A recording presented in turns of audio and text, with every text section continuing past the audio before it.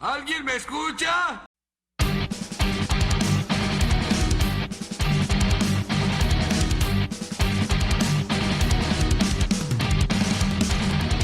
Muy buenas, amigos y amigas de la ciencia. Bienvenidos al tercer episodio de La Mauri. Mi nombre es Antonella Perdigués, alias La China, y en este tercer episodio que tengo el enorme placer de presentar, vamos a estar hablando de un tema que me fascina y conmueve muchísimo, que es la astronomía de las civilizaciones antiguas. Así es, vamos a estar hablando sobre historia de la astronomía, sobre los conocimientos que tuvieron aquellas grandes personas que nos precedieron. Y no voy a hacerlo sola porque, por suerte, mi amiga acá presente, Ana Domínguez, aceptó gustosa mi invitación para grabar este episodio conmigo. Ana es una gran amiga, nos conocimos hace 2 años y medio más o menos en la Facultad de Ciencias Exactas, Físicas y Naturales de la Universidad de San Juan, cuando las dos ingresamos a estudiar astronomía y después por razones diferentes concluimos que la astronomía profesional no era lo nuestro, pero acá estamos, ¿cierto? ¿No? Militando la astronomía desde otro punto. Así que muchas gracias Ana por aceptar mi invitación. Hola gente, muchas gracias Anto por haberme invitado al programa. Y sí, un gustazo, mi compañera acá del alma. Partner. Sí, vamos a comentarles un poco de historia, a ver si les gusta. El programa de hoy va a ser una especie de línea de tiempo en la que vamos a abarcar cerca de 30.000 años de historia, que es bastante, así que separamos los eventos cronológicamente en periodos, para llevar un hilo conductor que es la evolución del pensamiento humano en relación a nuestro entendimiento del cosmos y de la naturaleza. Hoy nos vamos a dedicar a contarles todo lo que sabemos y todo lo que hemos estado aprendiendo mientras trabajábamos en el episodio, que fue mucho posta, sobre la cosmovisión y los descubrimientos astronómicos de los hombres y mujeres que pasaron por esta tierra alguna vez y se sintieron tan maravillados y conmovidos por el cielo como nosotros. Esa sensación de pertenencia a una especie que es la excepción temporal en la regla de la extinción es lo que nos aúna y nos hermana.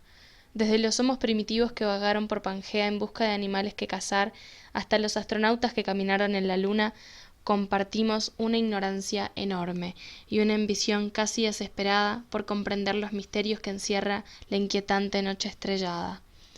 Hay apenas algunos registros arqueológicos de las primeras actividades astronómicas de los antepasados más antiguos de nuestra especie. Ana, vos que sos una fanática apasionada del cosmos y de sus habitantes, nos vas a contar un poco más sobre esto. Sí, Anto. En sí, para mí la astronomía de las civilizaciones antiguas es algo fascinante. Muchas de estas estaban más avanzadas de lo que habitualmente creemos y desconocemos claramente. 30.000 años antes de Cristo, la astronomía del Paleolítico cuenta con grandes descubrimientos donde se descubrieron los documentos con diversas representaciones interpretadas por las pruebas arqueológicas de los primeros calendarios que utilizó la humanidad. Estas piezas arqueológicas no solo son importantes del conocimiento astronómico, también serían prueba del desarrollo y un uso habitual de las notas numéricas y de un inicio del pensamiento matemático. Ya podríamos ir sacándonos esa imagen popular del ser humano salvaje. Estas piezas antiguas tienen unos 30.000 años, donde los primeros calendarios fueron encontrados en una zona siberiana de Malta. Una placa rectangular de marfil de mamut, descubierto por un arqueólogo soviético, donde lo interpretó como un calendario lunar. En esta placa se observa un total de suma de 365 orificios, exactamente la duración de un año. Ellos serían los que empezaron con estas observaciones. Bastante inteligentes, ¿verdad, Ando? Más de lo que creías. Y es cierto esto que vos decías recién, Ana, sobre esta concepción tan errónea que tenemos en la actualidad sobre los humanos primitivos, que los pensamos como indios, como animales, y realmente no era así. Lo que pasa es que las circunstancias eran tan diferentes que los llevaban a fijarse en otras cosas, digamos, peleaban por su supervivencia. Vos hablas de antecedentes que datan del Paleolítico, época en la que nuestros ancestros eran cazadores-recolectores y vivían en cuevas, o sea que no veían las estrellas casi, observaban muy poco el cielo y por eso sus conocimientos astronómicos eran tan precarios. Recién hacia el año 10.000 a.C., en lo que se conoce como los inicios del periodo neolítico, los humanos comienzan a asentarse en sociedades sedentarias y a desarrollar actividades como la ganadería, la agricultura y la astronomía. Los registros arqueológicos que nos hablan de los primeros pueblos sedentarios que se establecieron en un lugar físico y desarrollaron una sociedad, una política, desarrollaron ciencia, datan del 4200 a.C. El imperio Sumer es la civilización más antigua de la que tenemos registro y estuvo ubicado en la Mesopotamia, entre los ríos Tigris y Éufrates, donde hoy se encuentra Irak. Sumer significa tierra de los reyes civilizados. El mito sumerio de la creación está calado sobre una tablilla de piedra arcillosa. Este mito es muy particular y narra que los dioses vinieron a la tierra y la labraron como les mandó su dios Anu, que era el dios de todos los dioses. Este dios supremo se dio cuenta de que labrar la tierra era muy duro, así que mandó a su hijo, Enki, a que creara a los humanos. Dice este mito que Enki se sacrificó y su sangre y su cuerpo se mezclaron con la arcilla, que es un material muy abundante hasta el día de hoy en la zona de la Mesopotamia, y con ese barro primitivo fue creado el primer hombre. Si les suena conocida la historia, esperen, porque el parecido no termina ahí. Porque en sus escritos también hay un diluvio, que está narrado en la epopeya de Gilgamesh, el texto más antiguo del que tenemos conocimiento. Esta epopeya relata la historia de Gilgamesh, un héroe sumerio que iba en busca de la inmortalidad. Es decir, que los sumerios no solamente fueron los primeros en poder desarrollar un sistema de escritura, sino que también pensaron en historias ficticias y las escribieron. O sea que también fueron responsables de la invención de la literatura. El legado que existe hoy en día de los sumerios tiene que ver con registros arqueológicos como tablillas, donde escribieron la epopeya de Gilgamesh, algunas cuestiones que tenían que ver con concepciones astronómicas sencillas, como la eclíptica, que es el recorrido aparente que hace el Sol alrededor de la Tierra en un año. Digo aparente porque sabemos que somos nosotros los que nos movemos en realidad. Y bueno, también las culturas babilónicas y acadias, que vivieron años más tarde en esa misma zona, retoman elementos de la mitología sumeria y los apropian, hasta que llegan a la Biblia en un contexto ligeramente distinto, digamos, y podemos encontrar, como ya hemos visto, raíces sólidas de la mitología sumeria en el relato bíblico de la creación. Los sumerios desarrollaron una astronomía precaria, pero ya eran capaces de reconocer la eclíptica y de darse cuenta que los planetas, por su movimiento en contraste con el fondo estrellado, eran cosas muy diferentes de las estrellas. Este pueblo tan particular observó el cielo y dividió la eclíptica en 12 partes. Cada una era reconocida por una constelación.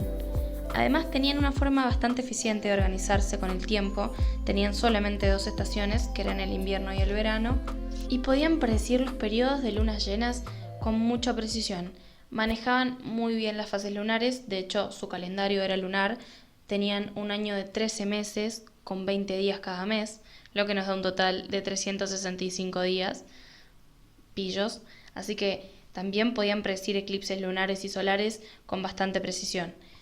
Creían que la Tierra era plana y estática y flotaba sobre una especie de mar infinito. El universo estaba dividido en 3 partes. La primera abarcaba desde la superficie de la Tierra que pisaban hasta el cielo y estaba bajo el dominio del dios Enki, que había dado vida a los hombres. La segunda capa era la que albergaba los astros móviles como los planetas, el Sol y la Luna, y estaba bajo el cuidado del dios An. La tercera capa era la de las estrellas lejanas y el firmamento profundo, hogar del dios Enlil. Y bueno, eso es un poco de la cosmovisión sumeria, que es la primera civilización que fue capaz de desarrollar escritura y permitirnos así, a los que vinimos después, conocer un poco de su cosmogonía y sus creencias. Más tarde, en esa misma cuenca mesopotámica, entre el Tigris y el Éufrates, llegaría otra civilización que fue la que profundizó y perfeccionó los conocimientos astronómicos de los sumerios. Hablo de los babilonios, que habitaron esas tierras sumerias heredadas hacia el año 2000 a.C. Pero no me voy a adelantar, todavía estamos hablando de esta época alrededor del 3500 a.C. y mientras los sumerios desarrollaban su astronomía y literatura, en una zona inhóspita de África, lo que hoy conocemos como Egipto, se comenzaba a gestar otra gran civilización. Y sobre eso mismo nos vas a hablar vos, Ana, que sé que te gusta mucho la cultura y específicamente la astronomía egipcia. Así es muy interesante observar cómo el estudio del cielo se transformó en las creencias de cada pueblo. Esto me lleva a pensar directamente en los egipcios. Ellos se debatían entre la razón y la religión, ahí por la época en 3000 años antes de Cristo. Los egipcios utilizaban la astronomía como base de la división del tiempo. Su calendario contaba con 12 meses y 30 días cada uno, dividido en 3 grupos de 10, lo que hacía en total 360 días. A esto se le suman los 5 sobre el año, 5 días adicionales, que estaban dedicados a los 5 dioses que se les rendía culto, entre esos Osiris, Isis, que seguro los han sentido nombrar. Se consideraban que eran los días respectivos del nacimiento de cada dios. A estos 5 días que completaban en total los 365 días del año. Otra prueba del conocimiento astronómico es la alineación de las pirámides con la estrella polar.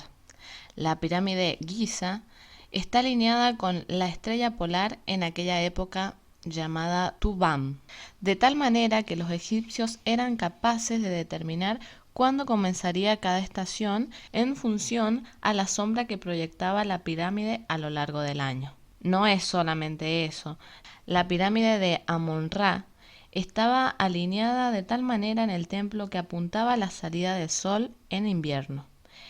En este era el único momento en el que se iluminaba todo el corredor, quedando algunas partes en oscuras durante el resto del año. Las constelaciones, que servían para dividir el tiempo, dividían el año en 36 décadas, no décadas de 10 años, sino que estos eran de periodos similares a las casas astrológicas de los demás calendarios. ¿Te das cuenta cómo la esencia de una civilización influye en su astronomía? Los egipcios, al darle más importancia, estaban más preocupados por el arte y el esplendor visual. Si bien el legado escrito no es muy amplio, pero la arquitectura que dejaron nos da una clara idea de que su astronomía estaba extremadamente avanzada. Las pirámides, por ejemplo, cuyas caras se orientaban cada uno a los 4 puntos cardinales. Se debe a que los antiguos egipcios las levantaron tomando como referencia el equinoccio del otoño. Pero, ¿cómo es posible que fueron levantadas? Dada la primitiva tecnología de la época, ¿no? Pueden buscar información sobre las toneladas que podían tener las pirámides, para estar seguros. Y es que sí, gente, las pirámides son realmente masivas. Y esto que fueron movidas por fuerzas extraterrestres no me es muy confiable ni creíble. En realidad me parece que es un pensamiento muy forro de lo que podían hacer nuestros antepasados. Ellos demostraron tener la capacidad intelectual para poder llevar a cabo su arquitectura, su astronomía, su arte y entre esas mucha más historia. Y decir que solo lo hicieron con ayuda de otras fuerzas es una pelotudez. En realidad lo que sucedió es que tuvieron que ser movidas cada día durante al menos 20 años. Para ello, debía ser necesario, de acuerdo a los cálculos de los arqueólogos de esta época, una cantidad de 10.000 obreros. Se dice que podría haber sido utilizado un instrumento de la época, conocido como gnomon, semejante a un reloj solar, para ir marcando los puntos cardinales que iban recorriendo la sombra proyectada del sol a medida que se transcurría el equinoccio, y hasta acabar trazando un arco perfecto. De esta manera unieron 2 de los puntos y trazaron una línea recta sobre la que levantaron las pirámides. Los palacios fueron construidos con el propósito de alabar a su dios Osiris, que hoy en la actualidad lo conocemos como la constelación de Orión. Bueno, según la teoría de la correlación de Orión, las 3 famosas construcciones estarían en línea recta y siguiendo las 3 estrellas del cinturón de Orión. Su casi perfecta alineación es solo un desvío de la actualidad de solo 4 grados, pero correcta cuando fueron construidas. Los datos que sí conocemos en torno a las construcciones es que eran para un uso funerario, donde sepultaban a sus emperadores. Bien, y tenemos registros arqueológicos que nos dicen que en simultáneo con el auge del imperio egipcio sucedía algo muy particular en el sudoeste de lo que hoy es la isla de Gran Bretaña. Se comenzaba la primera de muchas etapas de construcción del que yo creo es el templo más fascinante y misterioso que tiene Europa. Hablamos claramente del monumento megalítico Stonehenge, del que vos, Ana, nos vas a estar contando un poco más. Sí, Anto, su construcción fue en varias etapas que datan, la primera de las finales del Neolítico de 3100 a.C. y la segunda del 2000 a.C. Las dataciones por radiocarbono, que han sido realizadas por los arqueólogos numerosas veces, sugieren que las primeras piezas grandes fueron erigidas hacia el 2400 a.C. La distribución del templo es confusa porque hasta el día de hoy su propósito no es claro. Stonehenge está formado por 4 círculos incompletos de menides, que son rocas ígneas gigantescas dispuestas en forma vertical. En el centro hay una especie de mesada conocida como el altar. Sobre sus peculiaridades arquitectónicas podríamos hablar horas. Todas las rocas que lo conforman parecen tener implicancias relevantes en su función como complejo religioso astronómico. Puede haber sido un cementerio en principio, porque se han hallado restos humanos, pero puede que también hayan sido los mismos obreros que se morían y que los dejaban ahí nomás. La teoría más firme es que fue un observatorio astronómico, ya que se observaban aleaciones muy interesantes. En los solsticios de invierno y verano, el sol sale justo atravesando el eje de construcción de la estructura, lo que nos lleva a pensar que quien diseñó el templo tenía conocimientos de astronomía. Bien, también cabe aclarar que los métodos de transporte y erección de las gigantescas piedras que conforman Stonehenge y proceden de puntos situados a 35, 100 y 200 kilómetros de donde está la estructura actualmente, todavía es fruto de debate entre los arqueólogos.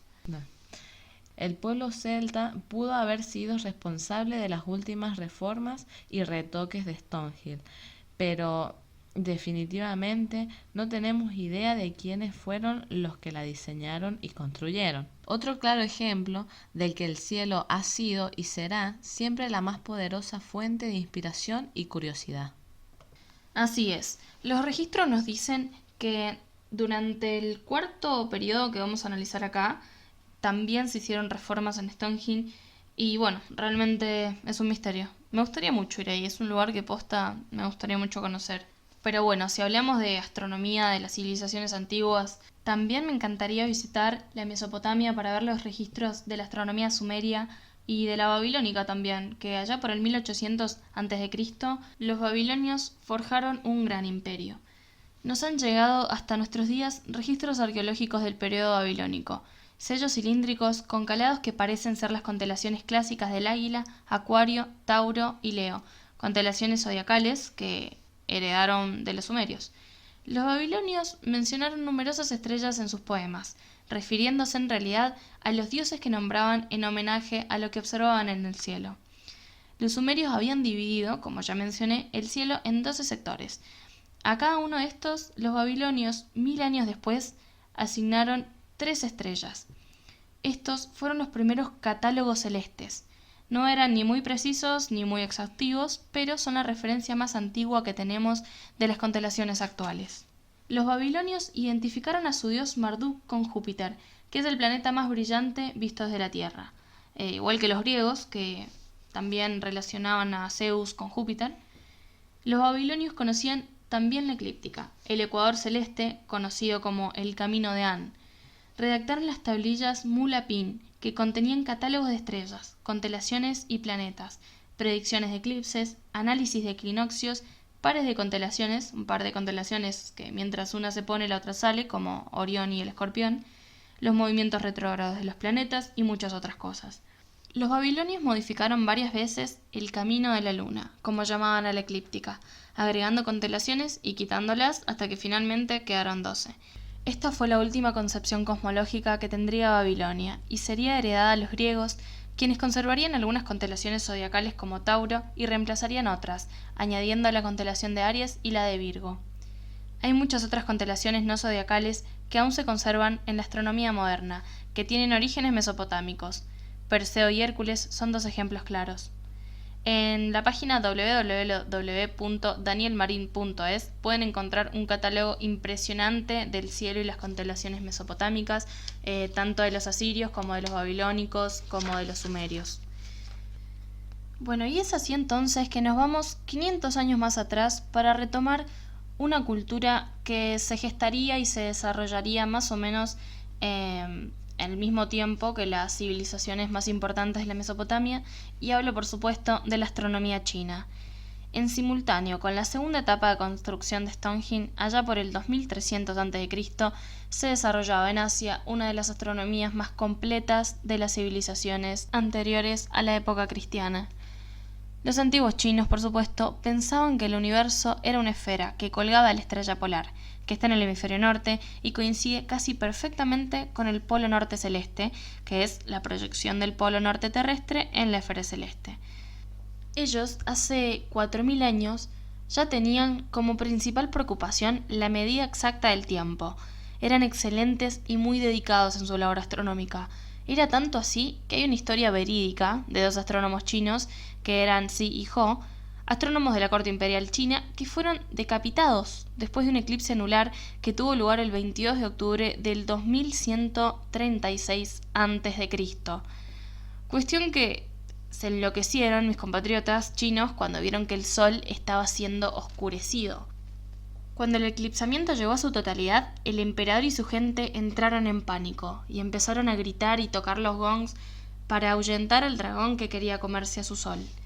Al terminar el eclipse, fueron directo a la casa de estos dos muchachos y les cortaron la cabeza, por no haber sido capaces de predecir lo que iba a pasar. Cabe aclarar que este es el primer eclipse del que se tiene constancia, es decir, un registro escrito.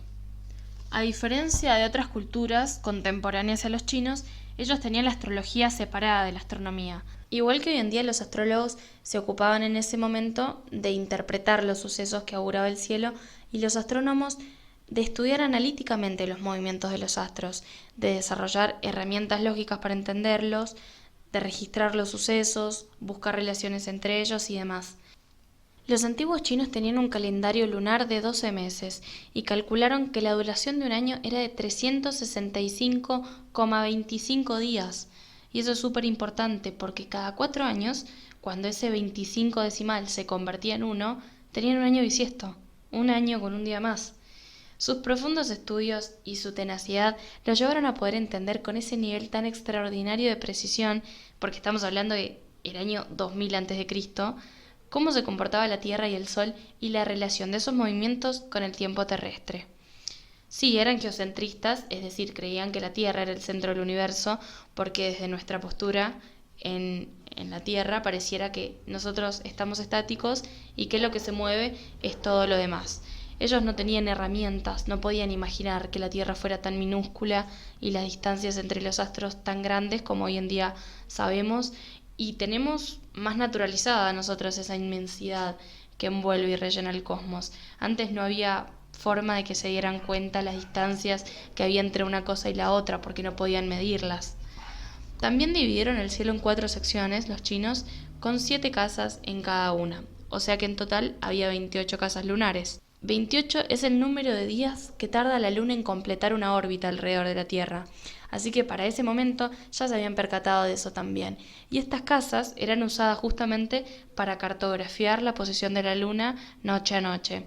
Lo más valioso de esta civilización creo yo que fue su capacidad tan meticulosa de registrar fenómenos astronómicos como cometas, manchas solares, supernovas, tormentas solares, cosa que no hacían tanto otras culturas. Que en realidad sí, pero bueno, si había un evento como un eclipse lunar o qué sé yo, no lo registraban como un evento astronómico, onda, che, tal día desapareció la luna, se puso roja o algo. Era más bien como vino un demonio y nos robó la noche y la tiñó de sangre y no sé qué. Entonces Medio que en ese momento los únicos que separaban los tantos en ese sentido y dejaban asentados registros de esas experiencias de manera objetiva eran los chinos.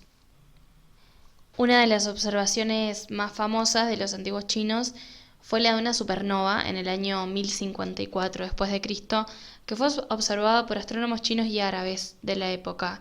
Llegó a ser visible durante más de 20 días y un montón de noches, casi como un año y medio, a partir del 4 de julio de ese año, que fue el día de la explosión, el día que nosotros recibimos en la Tierra la luz de esa explosión, porque claramente eso había pasado mucho tiempo antes. Los astrónomos chinos llamaron a este fenómeno la estrella invitada y registraron que siguió brillando durante muchísimo tiempo antes de desaparecer.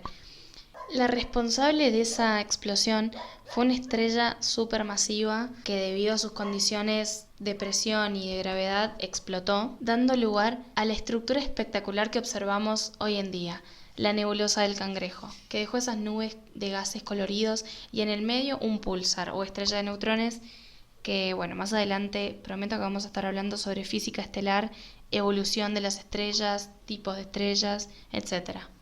Bueno, y hasta acá estaríamos con la astronomía china. A mí me encanta la astronomía oriental porque la tenían muy atada realmente y hasta la era moderna no se le dio importancia a sus conocimientos. Nosotros de hecho tardamos como 1000 años en implementar la idea de año bisiesto y los chinos ya desde el 2000 a.C. habían hecho cálculos tan precisos que habían sido capaces de determinar con tanta exactitud cuánto tarda la Tierra en dar una vuelta alrededor del Sol, así que unos capos totalmente. Nos vamos un poquito más adelante en la historia, nos situamos en Europa para que Ana nos cuentes un poco, si querés, sobre los avances astronómicos que se estaban gestando en ese momento en el continente viejo. Bueno, ahora entraremos a hablar un poco más en profundidad sobre lo que es la astronomía europea en el quinto periodo en 600 a.C., donde vamos a nombrar los sucesos más importantes. Pero no nos interesa hablar mucho sobre este tema porque, bueno, queremos hablar más sobre el tema de la astronomía y las civilizaciones y los pueblos que han sido más invisibilizados por la historia. Yo creo que si les nombro a Copérnico o a Pitágoras, todos lo conocemos, pero no les puedo nombrar a ningún matemático chino o árabe o maya sin googlear, porque no lo conozco a ninguno. Así que es eso justamente lo que queremos romper. Bueno, arrancamos entonces con la astronomía europea, más precisamente con la griega, porque hablamos del siglo VI a.C., cuando Tales de Mileto propone que la Tierra es un disco que flota sobre el agua. Bueno, después en el 520 a.C., Anaximandro de Mileto afirma que la superficie terrestre es curva y que la Tierra es un cilindro. En el 500 a.C., el primero en sugerir que la Tierra es una esfera fue Pitágoras. Según él, los cielos están compuestos de esferas cristalinas con la Tierra en el centro. Y luego, en el 350 a.C., Aristóteles afirma que la Tierra es el centro del universo. La teoría se mantendrá durante más de 1800 años. También describe las fases de la Luna y el mecanismo de los eclipses. También en el 300 a.C., Aristarco de Samos es el primero en proponer la idea, olvidada pronto, de que el Sol era el centro del universo. En 235 a.C., Erastóteles de Cirene realiza la primera medición exacta del diámetro de la Tierra. En 150 a.C., Hiparco de Nicea calcula la duración del año en exactitud asombrosa, de minutos nada más. Realiza las primeras mediciones exactas de la distancia entre la Luna y el Sol. Descubre la precesión de la Tierra. Redacta el primer catálogo de estrellas e inventa la escala de magnitud del brillo aparente de las estrellas, que es una escala que usamos los aficionados y los profesionales para indicar qué tan brillante se ve una estrella desde acá, desde la Tierra. 150 después de Cristo, Claudio Ptolomeo desarrolla la idea que propusiera 400 años antes a Aristóteles de un universo geocéntrico y el primero en proponer el concepto de epiciclos, que explica cómo se mueven los planetas. Sí, sobre esto que decías recién, Ana, quiero hacer un paréntesis. Aristarco de Samos es, como vos dijiste, fue el primero en proponer la teoría heliocéntrica, de que el Sol es el centro del universo, que no es tan así, pero de hecho no es así, pero es más cercano a la realidad que postular que la Tierra es el centro de todo. Entonces, después de que Aristarco de Samos postule esto, aparece de vuelta, creo que fue Ptolomeo, que vuelve a postular que la Tierra es el centro de todo.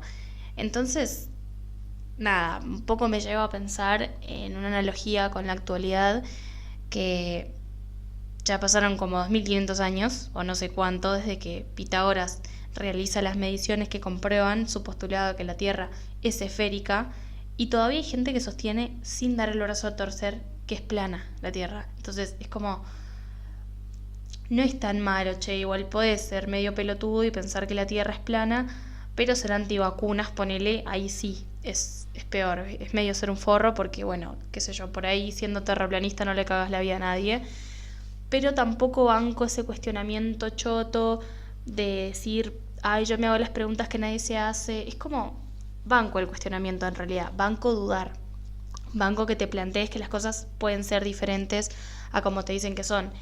Pero si pensás que te mintieron con la forma de la Tierra y no sé, no con los métodos de producción de los alimentos que comés, por ejemplo, yo creo que la estás pifiando, ¿no? Porque si pensás que te mienten, no sé, con el Área 51 y la vida extraterrestre y no con la distribución de las riquezas del patrimonio de tu país, es como, te estás haciendo las preguntas equivocadas, me parece a mí. Digo, si pensás que la Tierra no es plana, pero es hueca, peor, ¿no? Porque hay quien sostiene eso, que en la Antártida hay una entrada que maneja la NASA y el gobierno de los Estados Unidos y no sé qué, pero no te cuestionás la importancia de reciclar, no te preguntás sobre la evidencia del aumento histórico de dióxido de carbono en la atmósfera, por las especies que se extinguen, por la deforestación salvaje de nuestros bosques, por la desnutrición infantil, por la pobreza, y así puedo seguir horas. Si te cuestionás, no sé, que tu alma va a reencarnar en no sé qué bicho, y te cuestionás que los gobiernos de todo el mundo están organizados secretamente para no mostrarte la verdadera forma del planeta, porque no sé qué ganan con eso, pero no te cuestionás lo mierda que estamos haciendo a este planeta con el odio, el imperialismo y la madre del coche, no sos un ignorante solamente, sos medio forro, ¿entendés? Porque ponete a leer, che, el origen de las especies, deja de quitarle credibilidad a miles de años de estudio y avance, porque viste un video de mierda en YouTube de un boludo que dice que la Tierra es plana, o sea, o agarrá en su defecto, qué sé yo, y desarrollá un marco teórico sólido, toda una cosmología que pueda explicar, sin pisarse ni contradecirse, todos los fenómenos que observamos en la naturaleza. La NASA me miente, la NASA me miente, yo lo sé, yo lo sé, yo lo sé, yo lo sé. La NASA me miente, la NASA me miente, la NASA me miente, la NASA me miente. Pero bueno, qué sé yo, cada uno es libre de pensar lo que quiera, calculo que llego a esa conclusión al final de todo. Bueno, nos saltamos algunos años ahora y nos vamos directamente al último periodo que vamos a analizar el día de hoy. Nos vamos directamente al año 1000 después de Cristo más o menos y nos situamos en la zona mesoamericana. Y le doy la palabra a mi partner ahora, que nos va a contar un poco sobre la astronomía de los incas y los aztecas. Sí, Anto, en la astronomía inca y azteca, bueno, fue de mayor importancia para la civilización inca y claro que se desarrollaron muy bien. Pudieron definir constelaciones, estrellas, el paso del tiempo y el cambio de las estaciones también. La ciudad inca de Machu Picchu está construida por completo en la función del sol. Lo mismo ocurre con las antiguas edificaciones de la ciudad de Cusco, cuyas calles fueron diseñadas para imitar las constelaciones sobre ellas, o sea, tenían en sí el cielo en la cabeza. Fijaron gran parte de su arquitectura en la religión, claramente. La astronomía era utilizada por los incas para identificar el solsticio, cambios de estaciones y para identificar el mejor momento de la siembra y la cosecha, dado que también le daban mucha importancia a las constelaciones y también muy interesados en las mediciones del tiempo para fines de agrícolas. Poseían sus propias constelaciones, entre las cuales se destacaban la Cruz del Sur y la de Centauro. Su calendario consistía de un año solar de 365 repartido en 12 meses y de 30 días. Se sabe que el calendario era determinado observado al Sol y la Luna para fijar las fechas exactas del año y del mes. La astronomía azteca, al igual de interesante que los incas, los aztecas tenían la misma fascinación por la astronomía. Claro, tenían sus costumbres y su religión los llevaba un poco más a ser destructivos, claramente. Poseían un calendario de 360 días y le adquirieron 5 más dedicado a los sacrificios, para honrar a sus dioses, ya que creían en la existencia de 5 dioses del sol. El calendario era una piedra del sol y del más antiguo que se conservó. En el centro de la imagen estaba un dios sol con un cuchillo en la boca, y algunas de ellas no dejará de ser increíbles.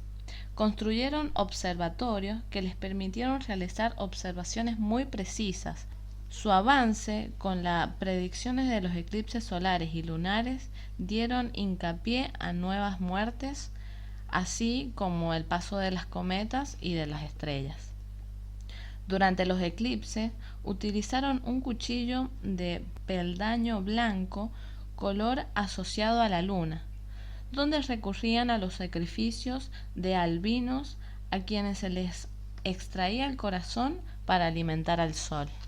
Los mayas, en cambio, es que no eran tan violentos, en realidad eran bastante tranquilos, eran una civilización muy abocada al estudio de la ciencia, al estudio del cielo, a la agricultura, al arte. Fueron otra de las grandes civilizaciones de Mesoamérica. Los mayas fueron los que desarrollaron la astronomía y matemáticas más complejas jamás vistas en los siglos pasados. Eran realmente excelentes en lo que respecta a cálculos de predicciones de eventos astronómicos, en materia de astroarquitectura, es decir, diseños arquitectónicos basados en lineamientos con astros, y fueron responsables de la construcción de los templos más asombrosos y útiles de la historia precolombina.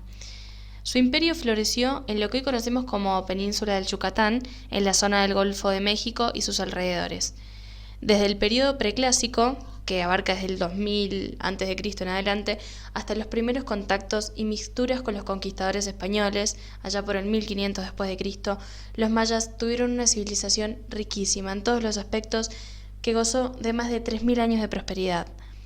Los mayas no tenían instrumentos complejos para observar las posiciones de los cuerpos celestes, sino que hacían observaciones a ojo desnudo. Se interesaron principalmente en contemplar y estudiar los movimientos del Sol, de la Luna y de Venus. El Sol, como cabría esperar, era su astro rey, la fuente de vida y el ser omnipotente que regía sus vidas.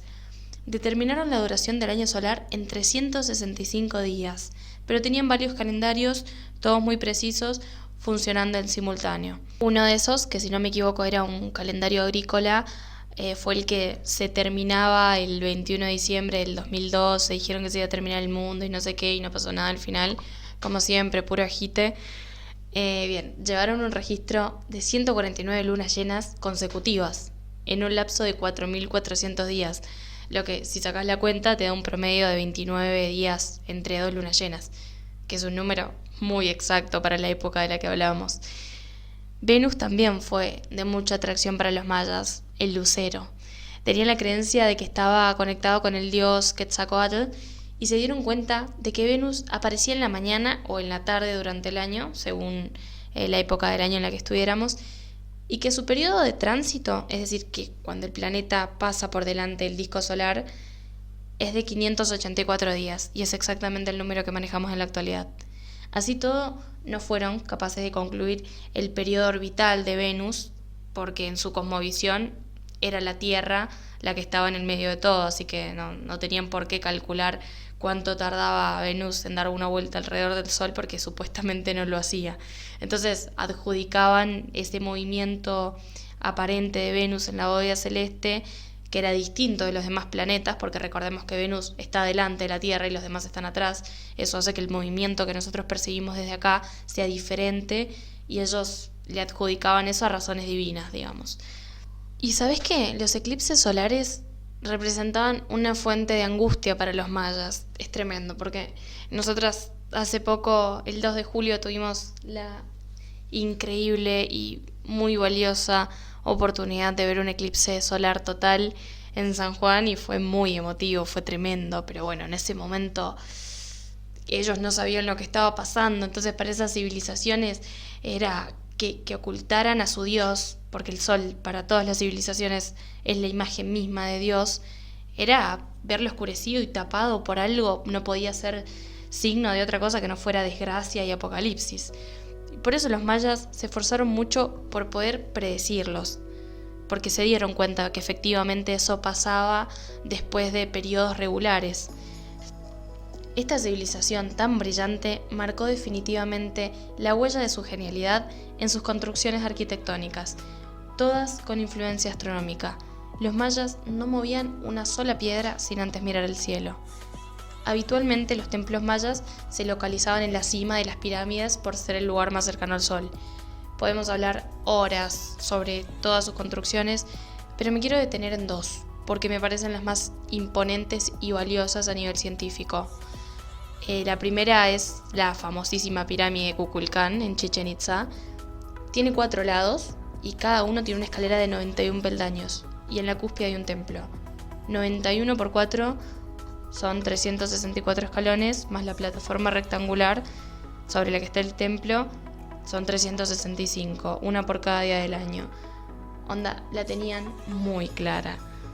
En la base de la escalera, que apunta al norte, porque está alineado, por supuesto, de norte a sur el templo, hay 2 cabezas de serpiente emplumada, que es como representaban los mayas a su dios Kukulcán.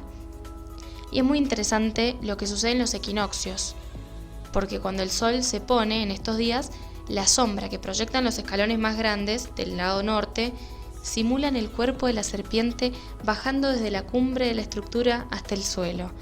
Así simbolizaban la llegada de Kukulcán al mundo de los hombres, que tenía que ver también con cambios de estaciones por ser el equinoccio, así que una cosmovisión preciosa, llena de mitos increíbles y de referencias astroarquitectónicas en todo el territorio maya.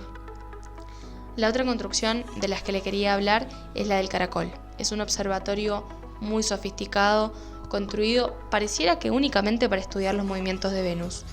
Es complicado por ahí explicar las alineaciones del templo porque tiene una arquitectura bastante particular. Ni las bases ni el templo en sí tienen formas simétricas.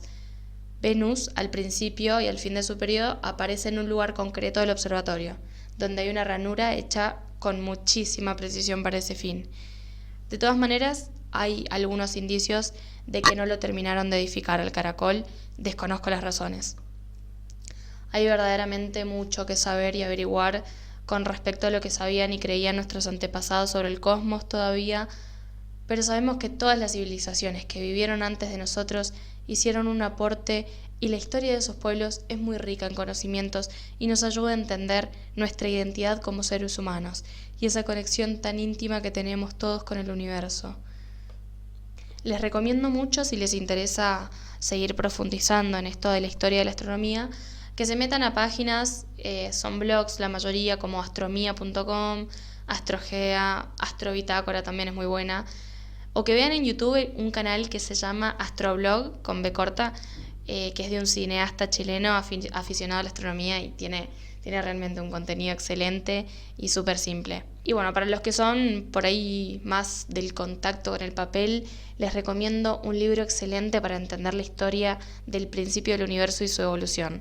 Se llama Orígenes. Está escrito por el que yo considero que es el mejor comunicador de ciencia de la actualidad, el astrofísico Neil deGrasse Tyson. También pueden leer Cosmos por el gran Carl Sagan, o Brevísima Historia del Tiempo por otro grande de la historia contemporánea, por Stephen Hawking. Son todos excelentes. También pueden leer a Brian Greene. Hay muchos divulgadores que realmente valen la pena. A Richard Dawkins. No sé, busquen y van a encontrar cosas preciosas. Y bueno, hasta acá ha llegado a su fin este tercer episodio de La Mauri, donde hemos hecho un recorrido bastante exhaustivo, diría yo, de los conocimientos astronómicos más importantes de la historia. Me quedé con ganas, ¿sabes?, de hablar de otras civilizaciones, sobre todo astronomía mapuche, que tenían una cosmovisión muy interesante y muy hermosa, y nunca es un mal momento para reivindicar al pueblo y a la lucha de los mapuches. La verdad es que en internet no hay como mucha info al respecto, y de paso no sé qué tan fidedigna sea la que encontré, porque bueno, estoy como bastante quisquillosa con las fuentes últimamente. Porque bueno, en internet hay de todo, y lo último que quiero es tirar algún dato fake. Así que si saben de alguien que sepa sobre astronomía mapuche, les agradecería muchísimo que me lo hagan saber a través de un mensaje, vía Instagram, un comentario en iVoox o en YouTube, donde sea que estén escuchando. En breves voy a estar en Spotify.